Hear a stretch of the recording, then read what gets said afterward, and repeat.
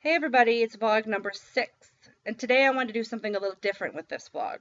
Every day people ask me how I'm feeling and how I'm doing and are always checking up on me because they're all so awesome and sweet, the people in my life.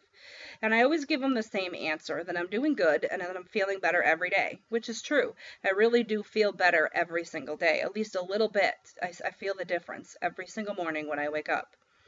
But the other day, my sister-in-law asked me the same question, and I gave her the same answer, and she said, I love that you're so positive, and she said, but don't forget it's okay to complain, too, which I thought was cute and funny. And it kind of opened my eyes a little bit and reminded me that the reason why I did this vlog in the first place wasn't so much about me, but was more about letting you guys see the journey and the process that this is, and the truth, and how it actually works and how it actually feels to be doing the process. So I think I would be doing you all a disservice if I wasn't more honest about the whole thing. So I've decided to make a short pros and cons list of what it's been like since I got home, which has been about a week and a half now. So the first pro I'm going to talk about is not having to worry about what to eat for dinner, or for lunch, or for breakfast for that matter. The past couple years it's been even worse, but it's always hard for us as a family to figure out what to eat for dinner. We always have a hard time finding creative ideas, especially healthy ones, and trying new things and trying to keep it fresh and yummy and healthy and all those things wrapped into one. And what are we in the mood for? The kids in the mood for this or that. And it's been really nice not having to worry about it at all. There's no thinking involved. My dinner is a couple sips of water, or a sip of Slim Fast, or a couple spoonfuls of Jello, and that's it. In fact, Randy has even said that he's jealous about that one aspect of the surgery. And also, when I would eat any kind of meal before the surgery, almost every single meal ever, unless it was like chicken and broccoli, there was always a tiny bit of guilt with every single one. I shouldn't have had cheese on that, or I shouldn't have had butter on that, or even if I did a really healthy job, there was still something I probably could have tweaked to make it healthier. So there was always, it wasn't something that was obvious, but it was always just a deep-seated, constant guilt with every single meal I ate. So it's really nice to not have to worry about that anymore. A negative on the flip side is that I have to remember to eat.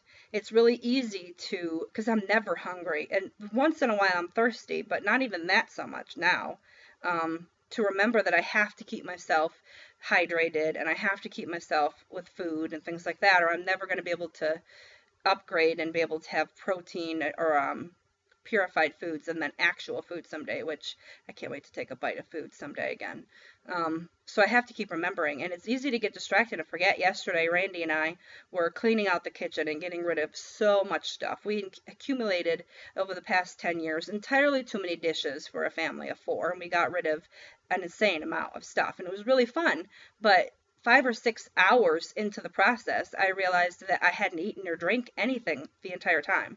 And then when I got up to go to the bathroom, I got a little dizzy and kind of, you know, leaned over the sink a little bit, like, ooh, I'm a little dizzy there. So I have to remember to eat. And we had to set an alarm actually now to make sure that at least an hour every hour I'm doing something, even if it's just having a sip of drink. Another positive about this has been my awareness and the awakened awareness about how obsessed with food we are in this country. It's crazy to think when you don't have to think about food. In fact, you aren't supposed to, you have no need to think about food. You realize how much everyone else is. Every holiday is celebrated by food. Most rewards are celebrated by food. Most outings are so in some point you're having some kind of yummy food. Food is everywhere all the time. And it's great and it's comforting and it's wonderful and it's a very family thing. But there's so much more to life when you're not worrying about the next meal and what you're going to eat. And it's been really nice to understand that and to see that and kind of share that with Randy too. A negative on the flip side, probably one of the bigger ones for me, has been certain dinner times. I'm trying really hard to make it so that people never feel weird in front of me when they're eating, and I don't ever want people to feel like they can't eat in front of me or things like that. So I try to embrace the smells of food and kind of force myself to get over it. but certain meals are harder than others. And it's funny because the other day, Randy got macaroni and cheese and fish sticks, which I don't even remember the last time we had fish sticks in our house because they're not healthy and we cut them out of our diet a long time ago. But Randy just wanted something simple and easy with the kids. And I swear the smell of those fish sticks were almost my undoing. And it was the weirdest thing, but I was like, oh my gosh, that smells so good. You must want a divorce. Like, why would you cook this in front of me? But I couldn't get over it. And it was so weird that it was just torturous to smell it. But, I got over it. And then when Randy sat and ate in the other room with the kids, so I didn't have to smell it or see it at least. And then they started making comments about how gross the food was because they could see that I was struggling. And Randy's like, "Oh, this is disgusting." And Gabe's like, "Yeah, man, it totally tastes like barf." And they just started going off about all these disgusting things, which I thought was so cute and sweet of them. And in any other circumstances, their mother, I would tell them to stop being so gross. But in that circumstance, it actually brought tears to my eyes because it really showed that they understood the struggle and just wanted to help me and support me. So it was the worst meal so far. And then I kind of had to do what I have to do so often in this process so far, which is to switch my mental direction and be like, no, you need to embrace these things and you need to get over it and you need to not have this because you're going to smell food forever, so you need to get over it. And I got back where I needed to be, and I really appreciated that the family was so supportive. Another, and my last positive, because I only do a few of them, is that I feel pretty good so far. I'm surprised.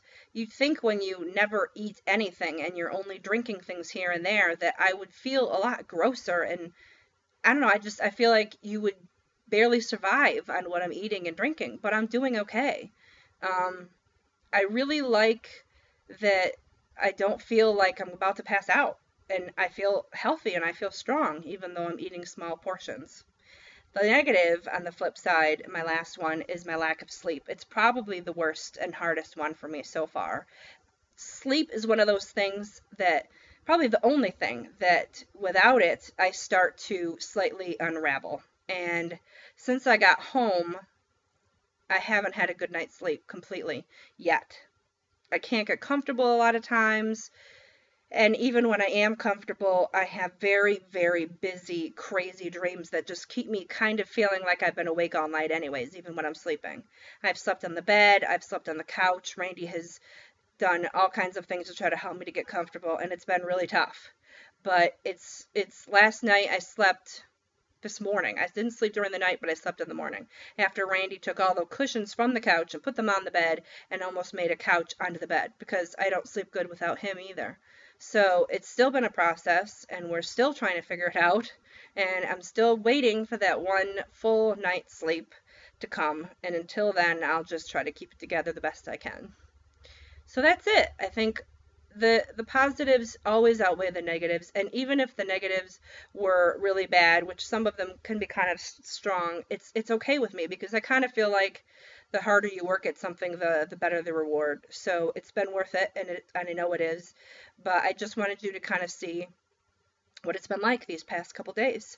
And I hope everyone's still doing great and staying strong and staying inspired and staying healthy. Bye.